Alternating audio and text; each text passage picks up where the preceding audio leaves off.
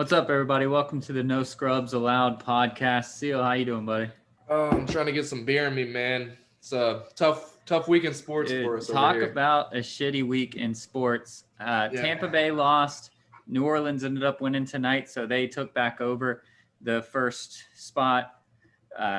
Last weekend, UCF lost, and they had a bye week this week, so it was still kind of just bummy. The Gators lost.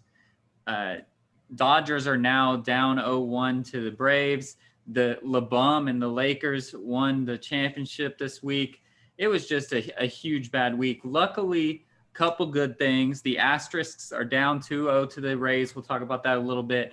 And then LAFC won a game that they weren't expected to win. So head over to YouTube.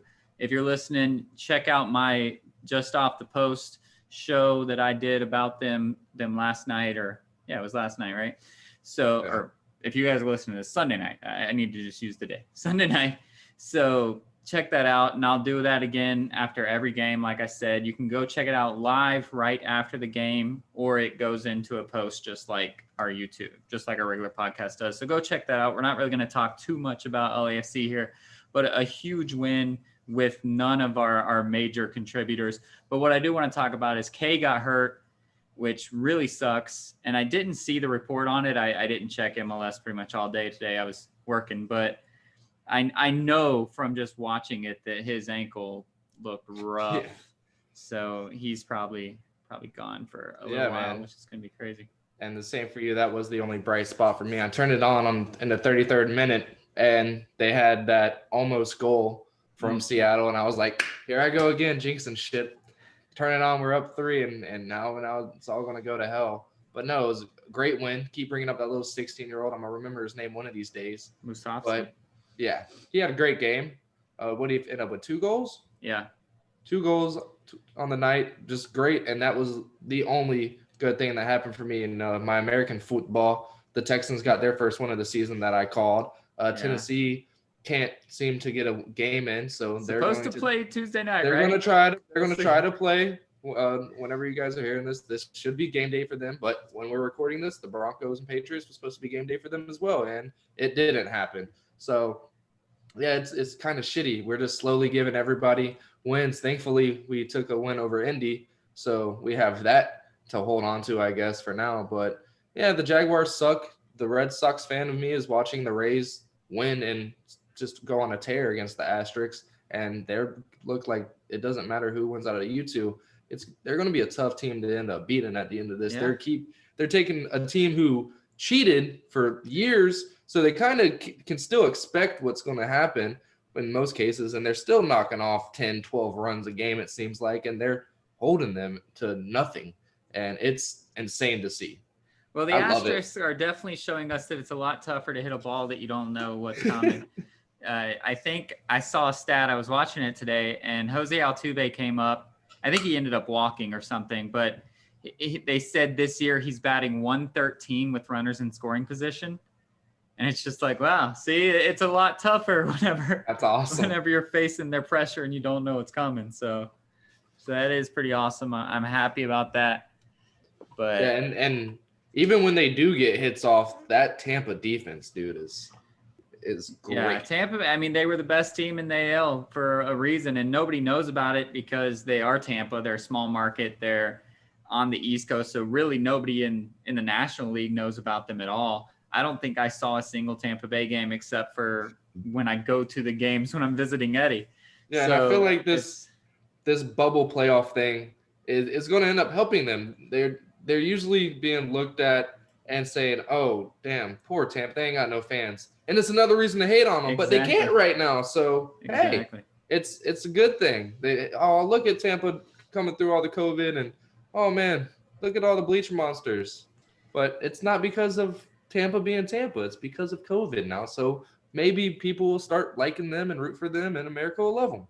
Well, if they make it to the World Series, they will probably have the most fans that they've ever had in the stands when they are considered the home team, because there were 11,000 fans today. That's the well, I'm sure there were more, plus the players' families and all that. So definitely more. But the Texas is allowing 11,000 fans in for these games. I'm pretty sure California still doesn't allow anyone. So where they're playing right now, they can't have fans. But when they get to Texas, they will. And really, it does kind of factor into helping them, regardless of who makes it out of the Braves and the Dodgers, because this Globe Life Stadium, I had not seen it. Texas doesn't make it on the TV either. I don't even remember the last time. They might not even still be in the league. I don't even know what goes on with Texas. But this new stadium that they have built is not a hitter-friendly stadium. Yes, there were 3 home runs tonight, but that was all 3 runs or 4 home runs after Acuna. I mentally turned that thing off after the 3rd one. But they don't hit a lot of home runs. When we played the Padres, we had 1 home run all 3 games. When we played, I guess we played at home for the wild card game, but it's a huge field. It was really funny because every home run they were like analyzing how far it was hit and everything, like they always do.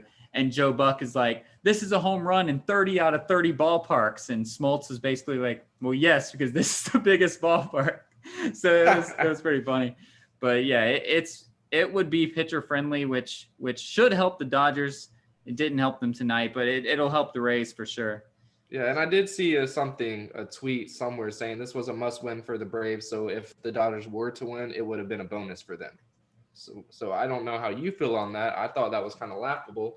I agree from the sense that Kershaw pitches a lot better up 1-0 than he's going to being down 1-0 because he starts game 2 tomorrow. So that's kind of scary for me because Kershaw, for whatever reason, and he's pitched amazing this year. So I'm not going to talk bad. Hopefully he continues that.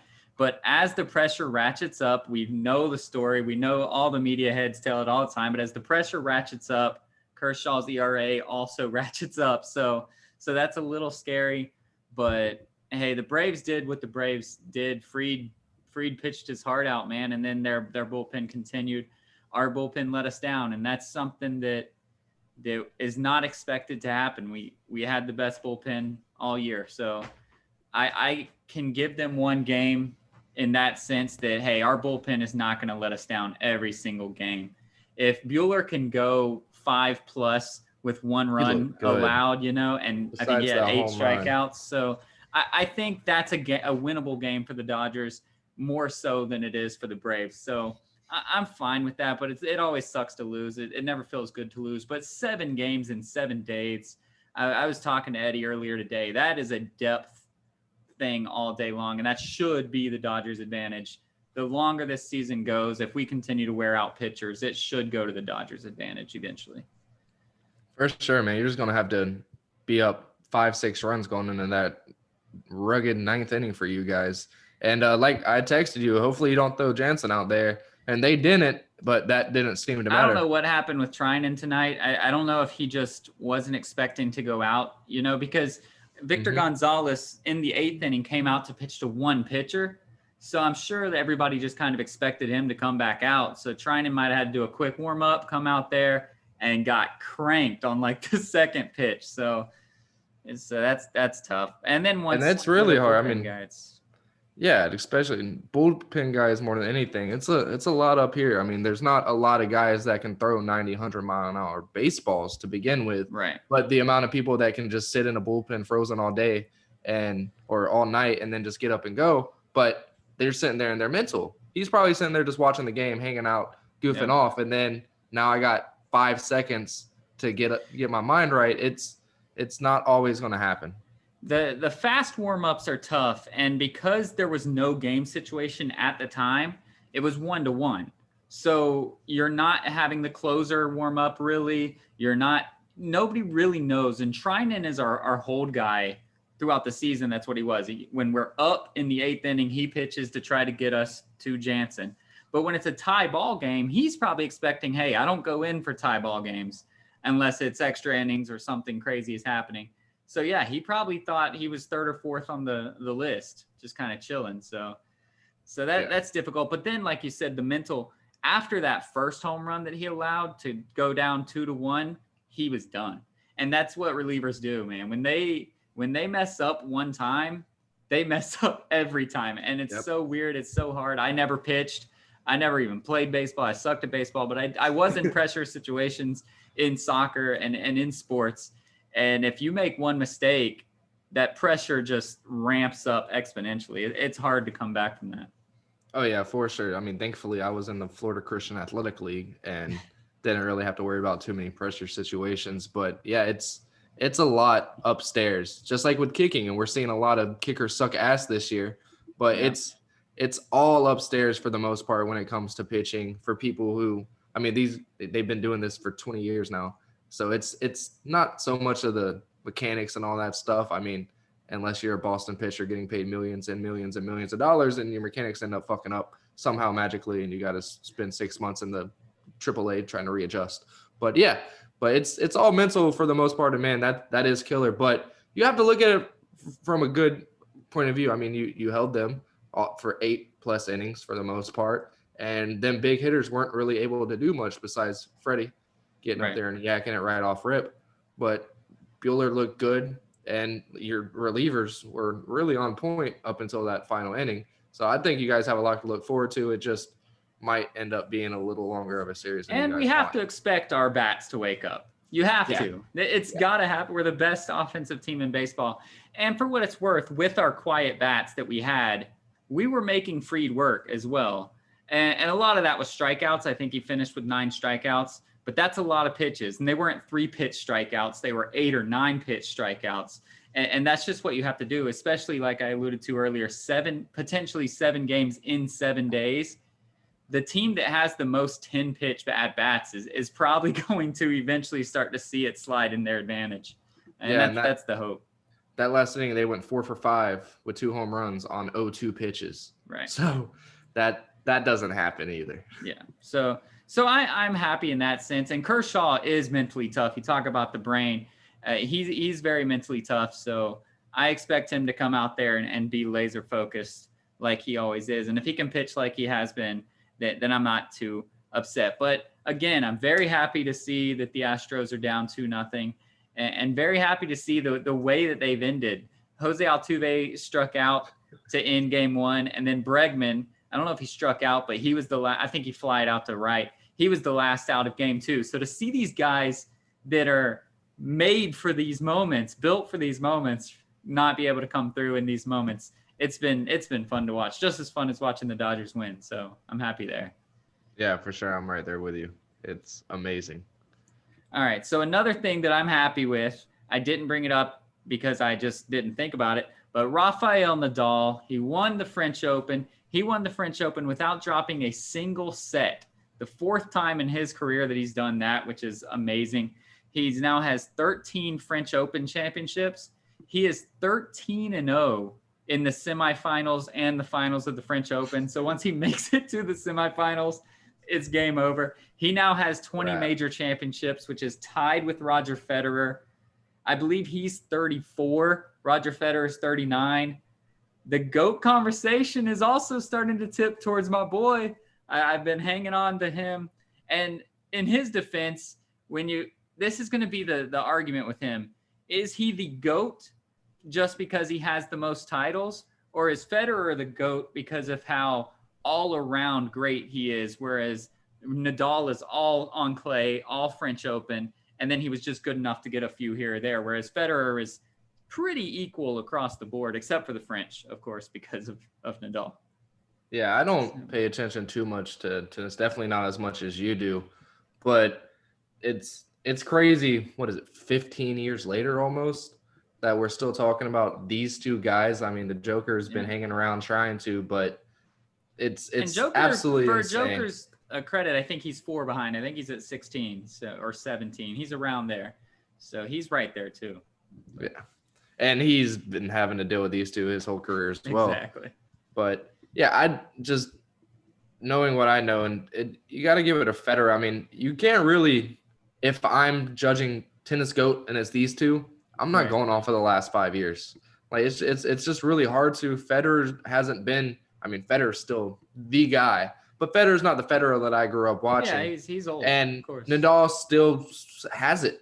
I mean, he seems like he's going to be the LeBron, and the longevity is going to be there. He's going to probably be where he is now when he's 38, 39 years old, as Federer has lost it over the last couple of years. So I don't really count that. So I hands down, it has to be Federer just how dominant he was. Well, we'll see, of course, like you said. I think that Nadal can continue at least at the French. And that's where it's really it's different from other sports because there's not a way to say like Tom Brady is undefeated at Gillette Stadium, but then 500 everywhere else. That doesn't come into those kind of GOAT conversations. Whereas Nadal, it really is. He's essentially undefeated at the French. I think he's played it 15 times and he's won 13 of them. Whereas he's more around 500 at all three of the other ones. Whereas Federer's numbers are pretty consistently about a 70 to 80% win clip. So it's and that's the thing that I kind of hate for golfers, because back in the day, Tiger Woods looked like he was going to be able to make Augusta his bitch. Right. And they said, wait, not so fast, and changed the shit out of that course. And so, I mean, that's the closest that I've seen to any kind of Federer never really had the dominance at one particular. He was just the guy. If you got up against him, you better hope he's on off day or you're fucked.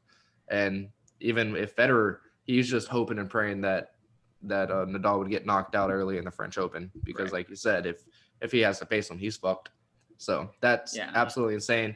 And that's another thing that a lot of people are going to, I won't take that into consideration, but a lot of people are going to think about that 10 years from now when Nadal inevitably does end up having 4 or 5 more than Federer, just because he can at least put one in the bank every single year. Pretty much, until he's 45 years old. That'd be crazy. And, but it looks like he could, and that's insane to think. So I don't know, man. I don't think I could ever give it to Nadal, but I love that they're still hanging around and making it worth it. And how about the American women going absolutely nuts as well? I think it's crazy because it's a new person every single time. Yeah. It was just Serena every single time. Now it's a different American woman every single tournament, which is awesome. It was Kenin this tournament, which she's the highest. I think she was even ranked higher than Serena. She's the highest aside from Osaka, but Osaka's Japanese, but I think she uses the American flag, right? She's like Japanese American. I don't really know. I don't know. But I think so. I think that was a big but thing. Kenin, I think, is like the 4th seed, but she ended up losing in the finals. Congrats to the other girl. I'm sorry I don't know your name. Yeah. It's a foreign word and it's hard to say, especially without the TV on here, but or without the notes up. But congratulations to her. But yes, the American women are continuing to push.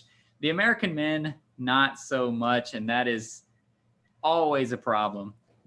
When are the American men going to come up and prove something? And I know that with Federer, Nadal, and Djokovic, it's a tall ask, but we start to see these Tsitsipas, Team, just these other guys, Karina Busta, all these guys we see coming up and at least challenging Nadal, Federer, and Djokovic. But the American men are nowhere in sight, and that's pretty difficult to see. It's surprising because, especially down where I live, there's fucking more tennis courts than there are basketball courts. We have a lot of American men tennis players, and we have a lot of junior champions, and that's the weird thing. These American juniors, they'll win the junior championships, but then when they get to the big leagues, they just can't do it. It's really weird. Yeah, it's confusing. When was the last? Murray? Was it Andy Murray that was the last consistent? Murray would have had to be the last guy that actually even won, not even just consistently. I think the last American that's won a Grand Slam. Damn. So. Yeah, that's crazy, and that's been very long. Unless Query has won one, because I know Isner hasn't. So, yeah, it's been. Man, remember when that's who it was. Remember the hype we had on Isner a year and a half ago? He's still the highest ranked American, I'm pretty sure. That don't mean shit in tennis. But he can't do anything but serve, and that's a problem. God, because now everyone can return your serves. That's like, to allude back to golf, when Tiger was the greatest, it's because he was the only one that could hit it over 300 yards. Yeah. Now everyone can hit it over 300 yards, so it's just not. And that's not the same. Bryson DeChambeau, dude. He is going to be scary if he ever figures out how to putt. That was Tiger's problem. Tiger wasn't a great putter, but dude, if you get to the green 2 shots before everyone else, then you have a chance, you know? This kid gets so many pars because he can't hit an eagle or birdie putt to save his life. It's so awesome to see. But yeah, man, I would love to see the Americans get back in it and kill it in tennis. I mean, Serena and Venus, they don't really kill the what is it? I don't want to say the duos. What do they call it when two people are on at the Doubles. same time? Doubles. I think we have American men that do pretty well in doubles. But it just sucks, man. Like it's been the same shit for literally my whole life when it comes to tennis. It's been Roger Federer, Rafael Nadal, and American women killing it. And just every once in a while, you might have an American guy kind of do something. So Andy Roddick won in 2003. That was the last time that an American man has won a Grand Slam. Damn, I forgot about Andy Roddick. So that's who you said. He was a good guy. I said Murray. Oh, Andy Murray's British. I heard Andy Roddick when you said it because Andy Murray's British. But it's funny because Roger Federer won his first championship in 2003. So really, like Andy Roddick just I feel like I remember right at the end. I feel like I remember Andy Roddick's last match for some reason, or maybe when he lost. I don't know why I'm thinking of him so much. He was the bald-headed guy with the bushy eyebrows, right? No, that was Andre Agassi. Ah. He also won in 2003, but he won earlier in the year. So Andy Roddick technically won the last American. Yeah. Andre Agassi is the guy I'm thinking about. He was the good guy. He was the awesome person. But since that time, since 2004, Rafael Nadal, Novak Djokovic, or Roger Federer has won 3 out of the 4 Grand Slams pretty much every year. And they've won all 4. Hold on, I'm going to count them up now. 1, 2, 3, 4, 5. Oh, look at Andy Murray putting a wrinkle in there. I don't know why I do my bottom lip like this. 6, 7, 8. So how many years has it been since 2004? 16, right? Yeah. They've won 50%. 50% of the years, they've won all 4 Grand Slams between the 3 of them. So it's just like, all right, when are we going to get something new? And we're definitely getting new things now. It's starting to change a little bit because Roger Federer will only sign up for one. He'll basically do Wimbledon every year. Nadal is pretty much just doing French Open unless he feels healthy enough for one of these other ones. So Djokovic pretty much still plays all 4 of them, but he's really good at the U.S. Open. And so it does kind of get a little bit more parity. And eventually Federer's got to retire. But every time you talk to people, they say he's not even mentioning it at all, just like LeBron James, just like Tom Brady. They don't even talk about retirement. So, and Father Time seems a lot less undefeated here in the 2020s than he has been in the past. I mean, absolutely. And it's really cool, and it's actually kind of crazy to think about because something that me and you kind of talk about every once in a while, we get caught up on these players and shit, and then we think about, yo, this dude's fucking 23 years old, bro. Like, yeah, dude. He's so much younger than us. And just to think about the science, the analytics, and the load management, there's people literally that get paid hundreds of $1,000s a year now to make sure this guy's not overworked. This guy has enough rest. Not having to do with his sleep cycle, whatever he does at home. Just when he's in this building, we do what we can do to make this guy last longer.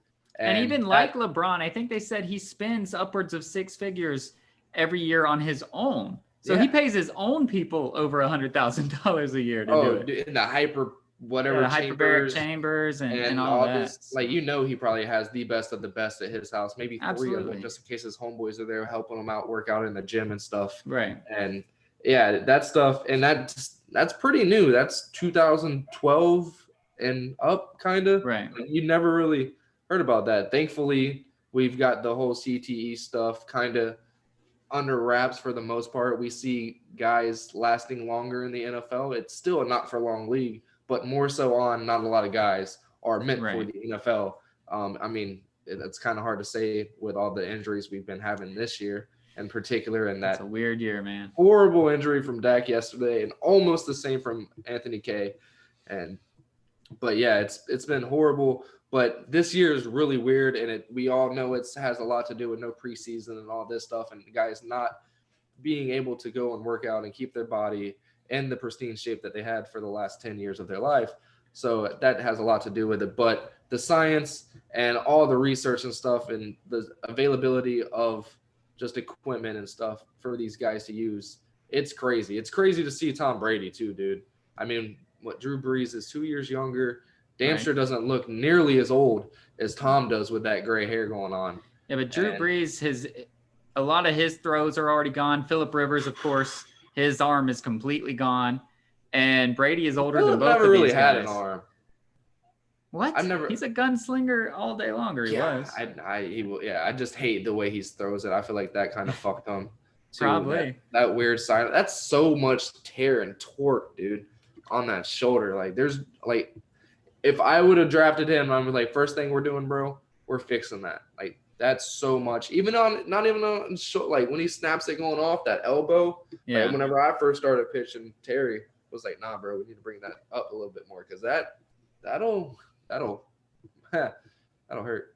Yeah, but I mean, he's lasted. But before we get to the NFL, let's take a break and let's talk about our sponsor, Manscaped. So Manscaped is here. They love sports, so that's why they've partnered with us, and they're here to make sure that your grooming experience is the best and make sure that your balls do thank you at the end of the day. So let's talk a little bit about Manscaped. Yeah, man. Like always, the main thing my balls thank me for is the stuff they have for it. Been using a lot of that spray. I have to get more spray. I have to get more of the crop preserve. But that is, if you are a blue collar, right? You're white collar, right? Blue collar. Oh, I mean, technically, I guess. Yeah. I don't get paid like a white collar. Yeah. But for the blue collar man, you definitely need these essentials. And luckily, they come in the Perfect Package 3.0. But the crop preserve and the crop, it's the mist, right? The crop reviver. Yeah, reviver. We got that. And a crop preserver. Them two things, if you're a blue collar worker, these are two things that you need in your life. Even if you're not a thick thighed man like I am and I chafe a lot, even if you don't have the chafing problems, they will help you stay fresh. I promise you, it is 1,000% guaranteed. If they don't guarantee it, I do. Absolutely. And if you are a gamer like we are, we love games and we bring them up every now and then on the podcast. We just don't want to be super nerds. But if you're a gamer like me, you might sit and play for hours just sitting on a couch that's not conducive because I don't have air conditioner in my game room. Xboxes are hot. You guys know what it's like. If you're a gamer with no air conditioner, living near the coast, it's tough. But something that's great for that is those ball wipes, man. I talked about them probably about a month ago now, and we haven't brought them back up. The ball wipes are the stuff, dude. If you just kind of feel it, because you can feel it. We're 30 years old. We understand our bodies at this point. You know when it's starting to stink. You don't have to smell it. Just go grab yourself a little wipe, get ready, and then you don't have to just deal with it. If you have somebody coming over, you could be more than ready without having to go shower again. Because all you were doing was sitting and playing video games. It's not like you got all hot and sweaty, but that area gets hot and sweaty regardless. So take care of yourself and use Manscaped to do that. For sure, dude. I absolutely love Manscaped. I love their products. They are amazing. Even if we weren't sponsored by them anymore, I'm still buying them. We might not be, dude. I don't know. But the code works. Dude hasn't sent us an email. So we're good. The code still works. He's not gonna go take off the code. He's like, yeah, sure, it'll work. Yeah, whatever. I absolutely love these products, and I tell people about them. I use my Manscaped shirt at work sometimes, and people laugh about it, and I'm like, dude, there we go. I'm like, dude, no, you really need to try these out. Like, if you have the money, do it. It's absolutely worth it. Yes, and I was joking tongue in cheek, but our code does still work. So head over to manscaped.com. You'll get 20% off and free shipping if you use that code, no scrubs, all one word, at manscaped.com. Again, that's 20% off and free shipping at manscaped.com if you use the code no scrubs. So take your grooming game to the next level. All right, so now let's talk a little bit about the NFL. Like I said, Tampa Bay lost on Thursday to the Bears, which... All right, so if you just look at the records and the stats or whatever, the Bears are a great team, man. They have a great record. The game was not great. We could have easily beaten the Bears, and we struggled. We continue to just be an undisciplined team. And Tom Brady's not used to that. And you see him every game get just more mad and more mad and more mad. Ali Marpet, who used to be our best lineman a few years ago, is now either a sack or a hold on every play. That's all he knows how to do. And it's pretty rough. So something needs to give for that. But Tristan Wirfs looks good, even though I think he's injured now. Yeah, I saw him go down. But he was looking good. He's a youngster. He's, of course, getting penalties, but he at least was blocking well. He could single cover people. He was getting better, but now he's hurt, which kind of sucks. But the discipline is rough. The letting people get to Tom Brady is rough. Yes, Khalil Mack is good. I get it. It's going to happen. I love Khalil messing with him. If he's playing some of these good teams, it's going to happen. But you can't let pressure come in every single time on Brady. He needs time to let Mike Evans get down the field. And right now that's not happening. And we were still in the game. We still had the lead. We had the ball with 3.5 minutes. All we had to do is try to do something. We were stuck inside our own end zone. And it looked like Bruce Arians just kind of gave the reins to Tom and said, do what you always do. And Tom thought it was 2007. He tried to do what he always does, and it ended up being no time off the clock. You said 16 seconds of game time came off the clock. When you're trying to run your lead and run the clock down as much as you can, or make them use all their timeouts or things like that. And so that's the difficulties that we need to fix. And that's also the things that I think they will fix. So that's fine. Yeah. You're not getting just beaten. You're beating yourself. And hopefully that's something we can fix in the next 2 months. Yeah, and that's the thing that was really shocking to me. I mean, Tom really put it on his back in that last drive, which was really absolutely asinine to do since Ronald Jones was playing hell of a game. Hell of a game. Y'all's tackles were having hard time, so every time he would try to make a cut, he had somebody, and that second cut, he was gone. Yeah. He was looking really good. So to not even try to feed him at all on that drive was completely ridiculous to me. And I feel like that was all Tom Brady. Like you said, Bruce is smarter than that. For sure, 1,000%. But he also knows, Tom's the captain. He wants these kids to really respect Tom Brady, which if they don't at this point, then I don't know. But it's just game 5. If this was the playoffs, I bet Bruce Arians is calling for Ronald Jones handoff up the middle. So it's just one of those things where you're trying to build your team on the fly because we didn't have preseason. I know that's not an excuse anymore. We're already 5 games in, but you didn't have that preseason. You didn't have off-season workouts. You didn't have the film room. You were doing film room over Zoom with Brady talking to his receivers and his line and all that. So this is still that early season. Hey, we do have a new team. We have a new quarterback. We have a new tight end. We have new running backs, not Ronald Jones, but the other guys. We have Tristan Wirfs, or we did. So we're trying to build that line. So he's just still doing things that you would be normally doing in the first or second week of the season. He's still doing it in the 5th week. So. And I mean, he's comfortable with these guys, I guess, or he's just a complete asshole the way he was ripping them a new one. I think he's comfortable with everybody because he's just such a competitor. Yeah. And it's almost Kobe-like, except nobody's ever said that Tom Brady's hard to play with, but he knows what he has and he knows how competitive he is. So he doesn't care who is making the mistake. He's going to tell you that you're making the mistake. And I'm sure he went Captain Phillips on him and didn't try to be all friendly. He walked, I'm captain now. You're going to listen to me. Look at all these. All right.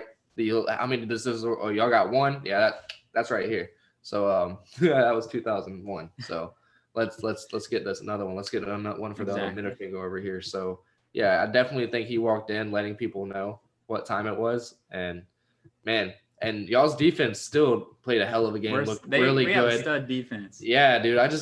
Y'all get quarterback pressure pretty damn nice, but it's hard for you to get to him. And one of the guys who's been able to get to him a lot is now hurt for who knows how long. Yeah.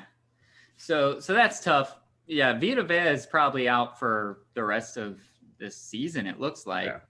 So that's pretty tough. But we still have JPP getting in there. We still have a few of the guys. And then, of course, Devin White. We call some great blitz packages. I love it. And these guys can get in. But our back end has to stay with the receivers. When we're doing these blitz packages, obviously it's putting people out on an island, and it does not look like our corners and our safeties can stick it right now. So that's a problem. Because we don't want to not call the blitzes because Devin White gets to the quarterback. He does his job, and then the back end doesn't do their job. So That's tough. Yeah, no, I feel you. You guys gave up 20 points. We gave up 20 points in the second half. We had a chance. We were down 7-10. The Texans. Should have been 10-10, but old freaking Hauschka Steven from Hauschka? the old Seattle kicker, he missed a 24-yard field goal, which is less than an extra point these days.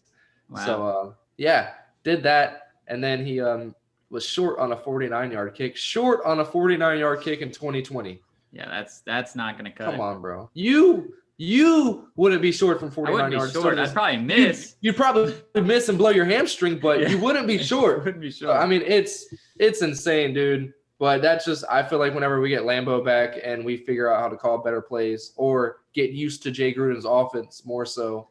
And Jay Gruden's not a great coach. I don't know really why. I like him as a coordinator. I really do. I like his offense. I like what he's trying to do. I just don't know if I don't know what the deal is right now, but our offense isn't that bad. We were able to drive. We got down the field.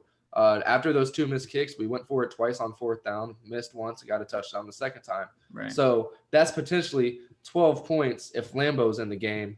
And you, as an offense, as a lineman, as a big dude who just went down 70 yards for fucking nothing, probably isn't going to go into it 100% this next time down the field. So it's a lot of mental, and it kind of showed that we were kind of stale at the end of that game. But, man, we have to find a safety. Old dude that replaced TJ Henderson looked good. Don't know his name. Trey Herndon looked good still. He's under the radar, one of the better cornerbacks in the league, starting to be. Still gives up a lot. Is very undisciplined, doesn't have all his tools in his bag. I think he's in his second or third year this year. But we need a safety, man. I don't know how much more I can say. But we were down Miles Jack. We were down Josh Allen this week. So, I mean, it's two of our best players on the whole team were out. But it's rough to be a Jags fan, well, man. For what it's worth, as hard as it is, I've been in rebuilds a lot. The Jags haven't been the best team in the world a lot, so we're both used to it. But when you're trying to lose, it's better to see what the holes are than to have a guy, and your quarterback's not your hole, but like how the Jets used to do where they'd bring in Ryan Fitzpatrick and he'd fix it and they'd win some games, or like Miami's doing, and they're winning some games. And it's like, well, no. I'd almost rather lose. Now, hey, we need a safety so bad, instead of bringing in like a plug and play veteran safety that's going to be passable. No, like, let's see what our holes are. Let's fix the holes and let's get everybody on board that we're moving in the right direction, because you guys, as you said, the front office and everything had huge hiccups the last couple of years. A lot of stuff fell off the wagon. So now it's just saying, here's our holes. Here's what needs to be fixed. Get everybody on board and start moving the wagon forward. So yeah, I thought I was going to wake up again today with a Todd Wash firing, but he's still here. I'm still mad. But it's crazy. My brother's mad too, just so you know. He wants I do want to shout out Romeo Cornell. Cronell, I think. Cronell? Whatever. We all know who he is. Big teddy bear on the sidelines. Been in coaching for 70 years now, it seems like. He's 73 years old. 73, so I hope he hasn't been coaching for 70 years. But I've always loved him. He came from the Patriots, right? I think so. Stemmed from the Patriots. Been in it for a long time. 73, and the COVID season that we're in is to even be awesome on the sideline. It's awesome, everything that he's got to go through, gotten through to this day, and to get a win on his first day as a head coach. I don't think he has been a head coach in the NFL. I don't believe so. I think he went down. I think he was a Chiefs coach for a little while or something, but he's definitely the oldest coach to get a win now. So that's pretty cool. And I like I said last week, I knew this was going to happen, handing out first dubs everywhere. And I wouldn't rather it go to anybody else. Like, I'm pissed off about the Gators losing, more so that it was to Jimbo.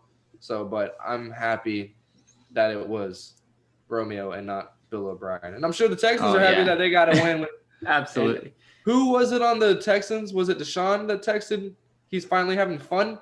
It was nice. JJ Watt. It was nice to win while having fun or something like that. Well, JJ apparently got into it with Bill O'Brien after the last game. So I'm sure he had a lot of say in what went on. So all those stories that come out. And one of the teams that we're probably going to see some stories come out now, because everybody's trying to save their own ass, is the Falcons. They fired their head coach. They fired their GM. They've already come out and said that they're questioning whether Matt Ryan and Julio Jones are going to be a part of the future. So I can expect Matt Ryan to say something here in the next couple of weeks talking down to Dan Quinn so that he can save his job. Julio's gone. Julio, if they can get anything for him, yeah, absolutely. I mean, I feel like the only reason he's there still is it's Atlanta. He probably loves that city. He's been there forever. Same reason AJ Green's in Cincinnati. Same reason Todd Gurley wanted to go to Atlanta. It's a nice place to be. Julio Jones had a lot to do with that. I loved Atlanta. I was there for 6 days. I absolutely love Atlanta. Beautiful. They got the aquarium there. City. Got the aquarium. Georgia Tech's downtown. Beautiful campus. That place is absolutely beautiful. I love Atlanta. Well, that's the only reason Julio's there. Now there. They have the Mercedes-Benz Superdome. Could you imagine if he was a Buffalo Bill and they were doing this and he had to deal with that weather and all that stuff going on? I mean, Atlanta kind of has the cold and snow and stuff like that, but nothing like up there. He'd been gone. He would have told you to trade me weeks ago.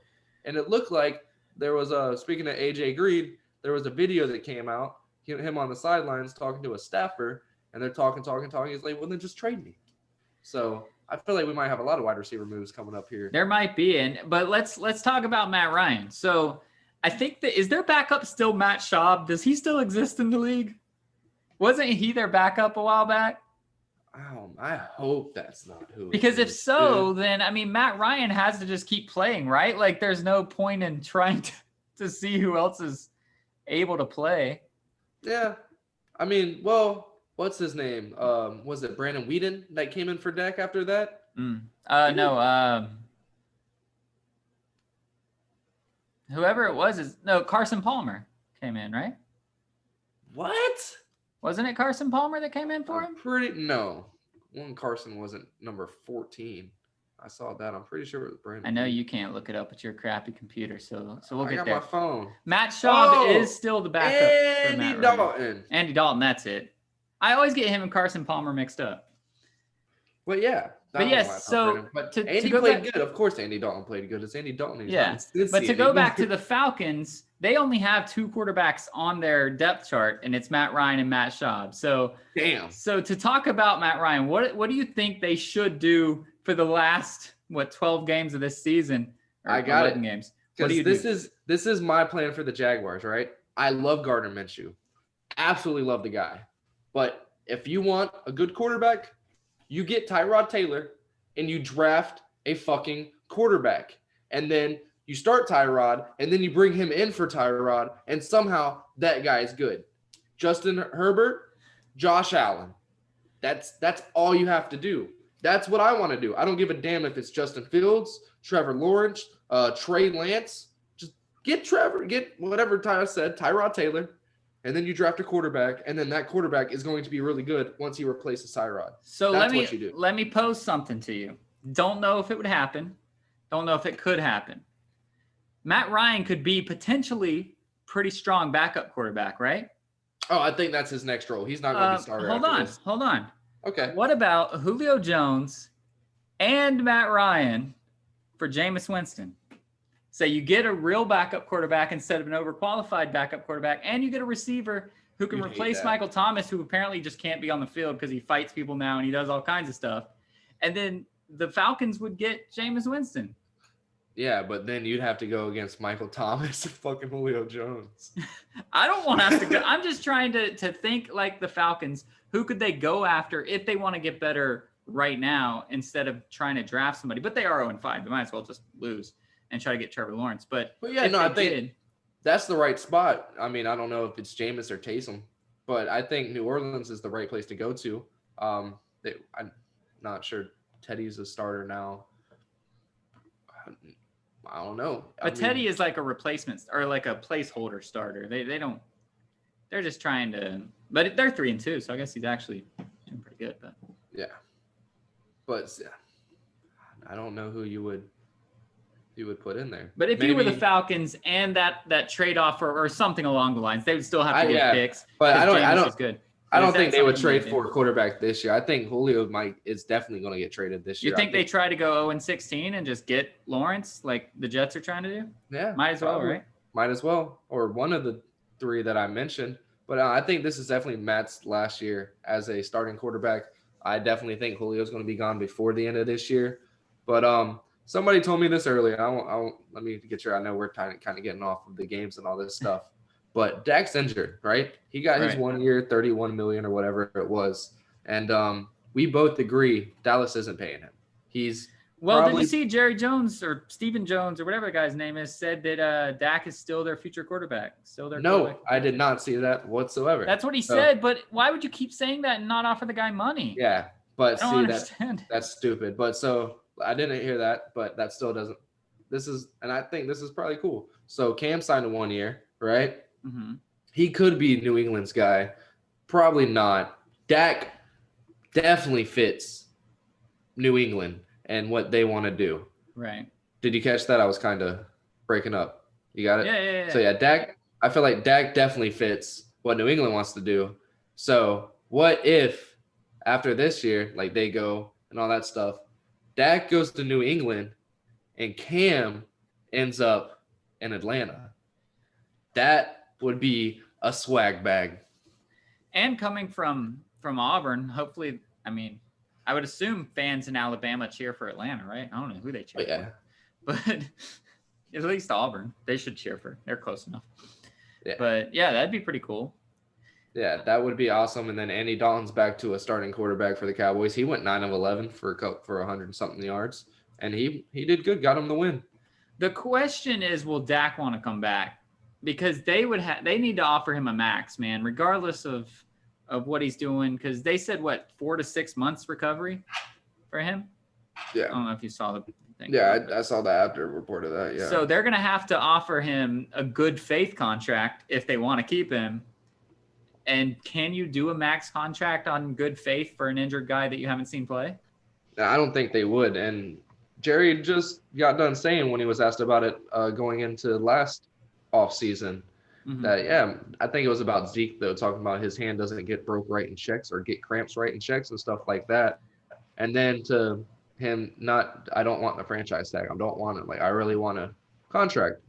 All right, 1 year, 31 mil. Bro, Right. So after this happened, and in my head, dude, the clapper came over and wished me luck. Like, he shows me more love than you guys do. Right. Like, so maybe he'll go to New York. Fuck no. Play for the Clapper. Oh man, no, don't do that, bro. Let Danny Dimes ruin his career there. But yeah, if I'm Dak, I'm gone. I'm absolutely gone. They haven't shown him really any love. I mean, the guy got signed $31 million for 365 days, and he only has to work in about 112 of them. So right. That's pretty good penny. But they haven't really shown me love. They haven't showed me that they want to lean on me or care to even lean on me as their franchise player. They've talked it, but they haven't shown it whatsoever. So I'm gone. I don't give a damn what you offer me. If it's equivalent or more than Pat Mahomes, I might, but that's not going to happen for Dak. So I'm looking onto the future, and I think New England would be a hell of a spot for him. Well, New England doesn't like to pay people either, which is a problem. But if you're not going to get paid from somebody, you might as well not get paid from New England because Exactly. they'll at least win. And I think somebody stupid will pay him. And that's the question that he'd have to answer. Do you go to whichever team didn't get the first pick for Trevor Lawrence? So, like, will you go play for the Jets? Or will you go play for the Falcons? Or will you go play for whichever team still needs a quarterback and get paid? Because he was having a career year. So one of these shitty teams are going to offer him more money than anybody else is going to offer him. And then you can decide, do I want a football situation or do I just want this money? Go to probably the Giants would offer. Go somewhere like that and just make the big bucks. Yeah. So, but I definitely, whatever the carousel is, there's definitely going to be another carousel of quarterbacks going on this year. A huge carousel of wide receivers going on as well. But I definitely, no matter what happens, I want to see Cam in Atlanta. I just feel like that would be amazing. With Todd Gurley ends up staying in place, that would be so. I mean, Julio's not going to be there, but they still have the old Alabama dude. I forget his name right now. The one they just got? Did they draft him? No. CeeDee Lamb? Don't they? I think they do have CD, and then the other dude, little quick boy. Little quick boy. I don't know. Calvin Ridley. Damn, there we go. Gotcha. They got Calvin Ridley. He's a stud. He's a superstar. He can easily replace Julio in that number 1 spot. Well, they've pretty much replaced Julio already. I mean, they're also on 5, so they don't get a lot of yards, but they already use. No, Ruggs is in Oakland. That's right. You can just look up my phone. I thought CD was theirs. I think it is CD. No, CD's in Dallas. Oh, that's right. I don't keep up with Atlanta. I think Atlanta is like just a shit show, even though they were in the Super Bowl. So they have Calvin Ridley. That's pretty much it. They have Russell Gage. I don't know who that is, but he's the other wide receiver. They got Hayden Hurst. That's that boy, but they don't know how to use him. That's true. They don't know how to use anybody, though. So, to be fair. They have a tight end. That's Jay Graham. I know that's not Jimmy Graham because he hit that one-handed Odell. It's Jaden Graham. I saw it pop up. I don't know who that is, but that's what his name is. So, I saved it for the end because we don't even want to talk about it, and we're probably not going to talk about the games. But what we will say is... Wait. What? Real quick. I mean, I know more this football stuff? Just real quick, I just want to ask. Week 5, it's over. I should ask this last week, I guess, because that was the quarter. But week 5's over. Who you got coming out of AFC, and who are you scared of in the NFC? Well, I will give a shout out because we deserve to talk shit when the best team goes down. The Vegas Raiders upset the Chiefs, and it was an actual, it didn't even look like an upset. Like, if you didn't have records, didn't know history, just watch the game with no knowledge of the past in football or who players are, you would say clearly, yeah, Vegas is the better team. So it wasn't an upset. They outplayed them. Josh Jacobs is real. He's good. So shout out to them. But I still have the Chiefs coming out of the AFC. With that being said, I still think they're the better team. They have to fix their defense, obviously, but I think they're the better team, and I think they'll come out. And in the NFC, right now I'm leaning towards the Packers. I just think that Rodgers is in FU mode more so than Wilson, and we might get to see one of those classic Green Bay Seattle playoff games in the NFC Championship. I hope so, man. But that's who I have, and I would have.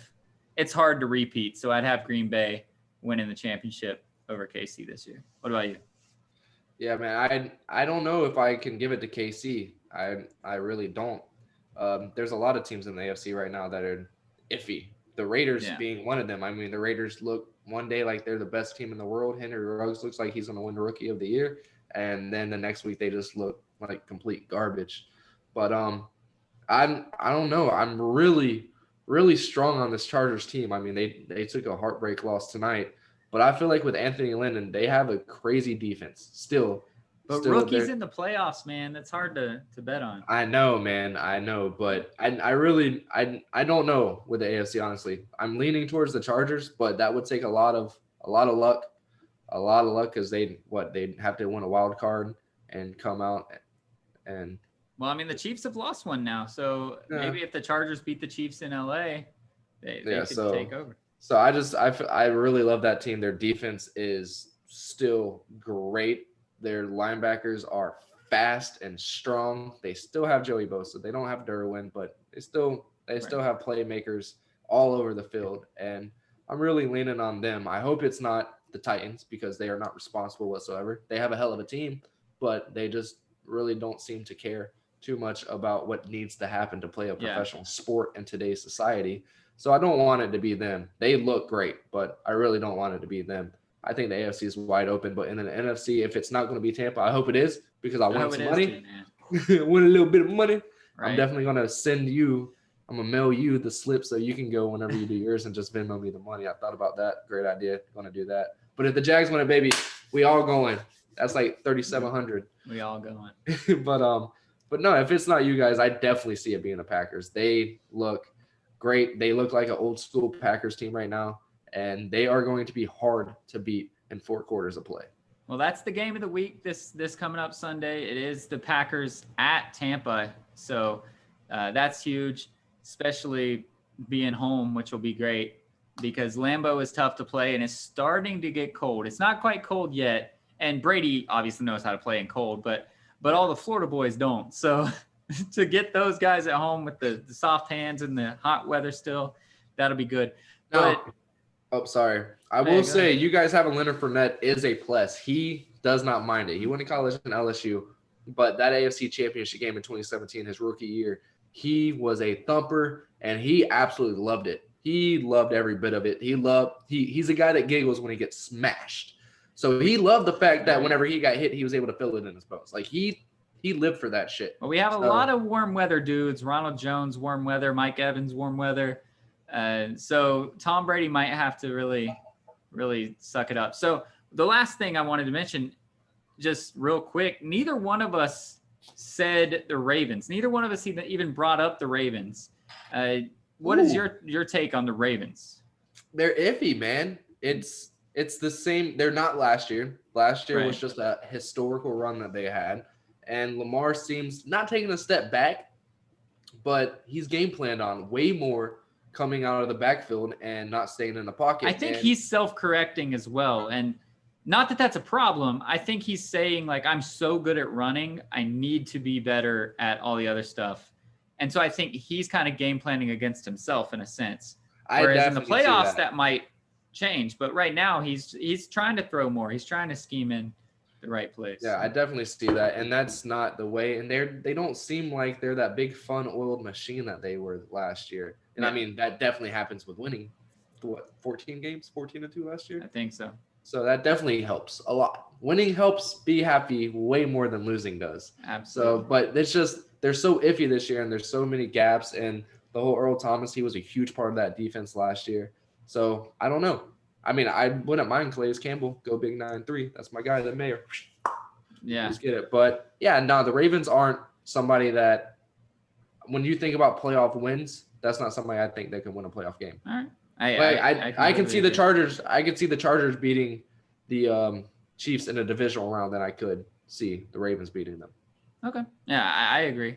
So we're running low on time. Sorry, Lakers fans, but what I did want to say though is I wanted to shout out to me because a couple weeks ago I called Lakers in 6. So at least I called it right. 6 games too. You called 6 games. You called Heat in 6. But hey, to be fair, injuries happened, and that was tough. And we already talked about all that last week. Nothing really changed this week. Jimmy Butler had another huge game. Duncan Robinson hit a lot of threes, which is what they absolutely needed. But there was no way that Duncan could do that for 3 straight games. And yeah, but instead of us talking about the game, let's just do a couple of shout outs and end it with that. I'm not congratulating the winners or any of that shit. Right. The NBA season over. That's very sad. For it to be in October, that was great to have football. I mean, we have football and basketball at the same time, but we don't have meaningful playoff basketball. It's a completely different beast. And to be able to have that and football at the same time, that's literally the same shit, just in different sports. Yeah. Playoff basketball is just as intense and as an NFL game is, and it was absolutely insane to see. So shout out to the NBA being able to pull it off. What was it? Almost half a year, 100 and some odd days with a bubble, and no negatives for a very long time. The quarantine stuff worked. If people wanted to come, you're going to sit by yourself for a while, and we're going to give you some tests. And once we have a good bit of positives, then we're going to let you off into our society of our bubble. And it went off without a hitch. We're talking about the players. We're talking about the staffers. We're talking about the media, the people who clean up your sheets, the people who clean your towels. From top to actual bottom, I saw videos of water bottles and stuff being brought in from trucks and just being sprayed down with like fire hose looking things of just sanitizer and just soaked. And kudos to them. Shout out Jimmy B. Dude, this man is going to win a ring whether we like it or not. It's going to happen. Like you said, even if he has to go to a YMCA league to win a ring, he's going to win a ring. This guy left. He's never won yet. It's one of his stories. He didn't win in high school, didn't win in college, didn't win in pros yet. So yeah, he's going to win senior league, something. He's gonna come to my rec league where I was losing like 70-20. And he's gonna come school those kids. He's going to win an NBA championship one day, and he's not going to be the ring chaser. He's going to win it. I feel like Miami has a great chance next year. I trust what he says, and he says he loves Miami. And I don't think that's him just bullshitting for the media or anything like that. So I think he's going to stay too. And I think people will come. I think people will come to be with him. And Pat Riley is going yeah, he can make the moves. He's done it before Right. multiple times. Not talking about the Heatles and that stupid shit, but he knows how to get people together. He knows how to get people to work together. And who better to coach than Eric Spoelstra? And shout out to that man. This team means a lot to him. This season meant a lot to him. The dude cried at the end of his interview. And yeah, shout out to Eric Spoelstra. He's a hell of a coach, and I'm excited. I'm starting to like the Heat a little bit. I get why you're such a Dodgers fan. Being down here, seeing It's the people so root much for it. better to cheer for the team that's right there, or it's like easier. It's nicer. But it's hard to hate this Heat team, dude. It's very hard to hate this Heat team. They are just awesome. I like Eric Spoelstra as a coach now, as a person. I've always known he was a great coach, but the person he is, how much he cares about these people is absolutely amazing. And you can't hate Jimmy Butler. If you were a basketball fan, if you hate Jimmy B and you love basketball, you really probably don't love basketball that much. You just like that talking about it. And it's absolutely amazing. Tyler Hero, Duncan Robinson, Kelly Olynyk, he can go. They need to trade him away. I don't like him at all. Never will. Broke Kevin Love. Should have had back-to-back championships. I will shout out the bus driver for leaving Quinn Cook at the arena, locking him in.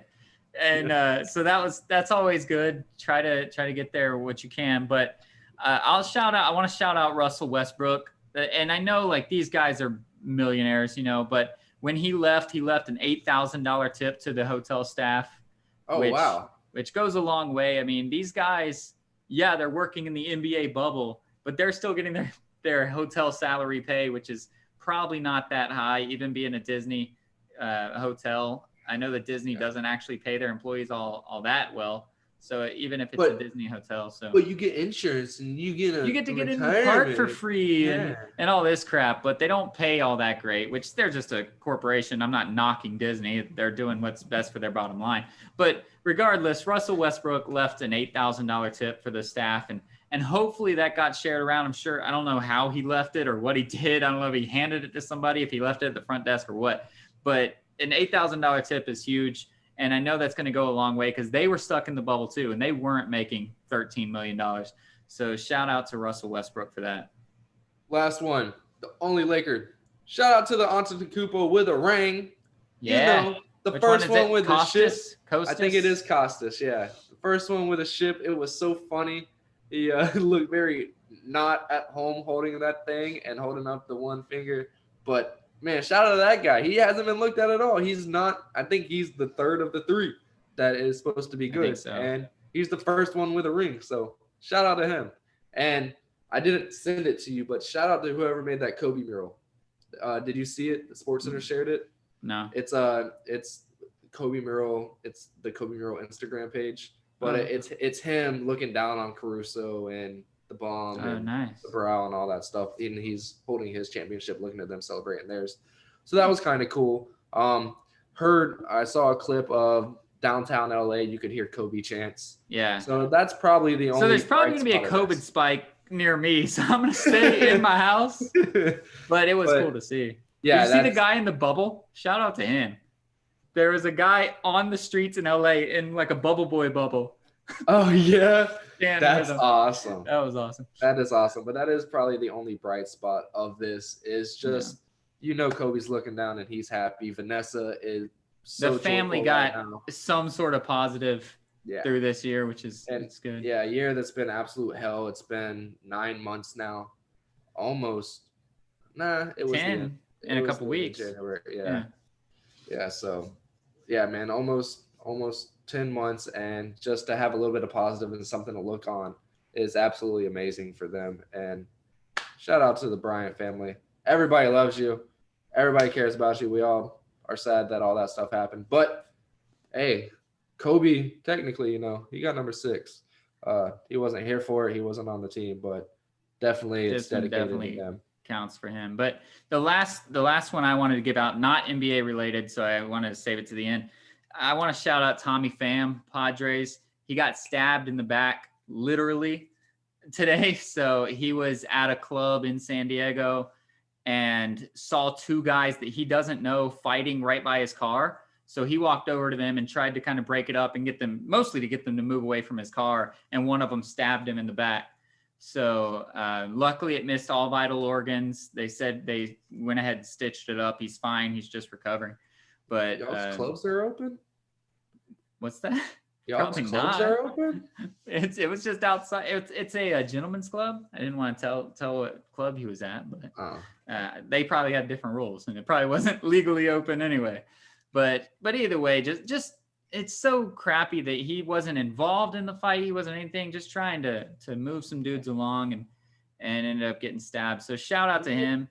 So for that. Yeah, absolutely. That's crazy. That's absolutely insane. Yeah, hopefully he has a speedy recovery and all that stuff. But I want to end it with a shout out to Doc Rivers, the person.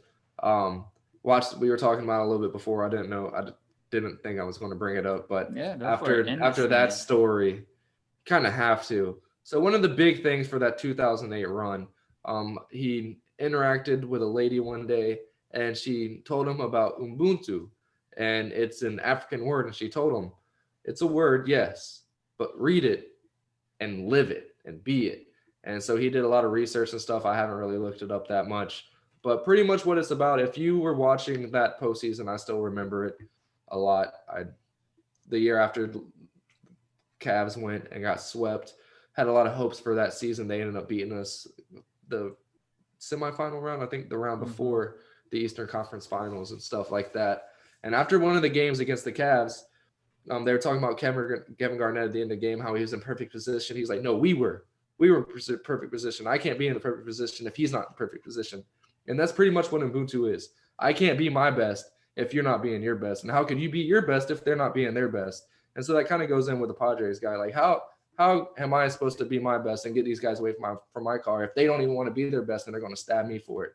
So just a little tidbit. Not going to go into it too much. I don't know a lot about it, but I'm definitely going to. And I definitely feel like everybody that's listening to this should at least look it up and kind of think about it a little bit. Ubuntu, it's an African word. It's the African way of life. And it literally saved Africa back in the day when they were going through all that stuff with Mandela and all that stuff. And when they finally ended up coming to an understanding and all that stuff. But yeah, man, the way we are in our lives, we should be able to ask people to get away from our car. If you guys want to fight, just go fight somewhere else. I'm not trying to be in it and get stabbed. That shouldn't be happening. We all need to be our best so we can all be our best. And yeah, that's it. Absolutely. That's going to end our podcast. So of course, as always, be a stud, not a scrub.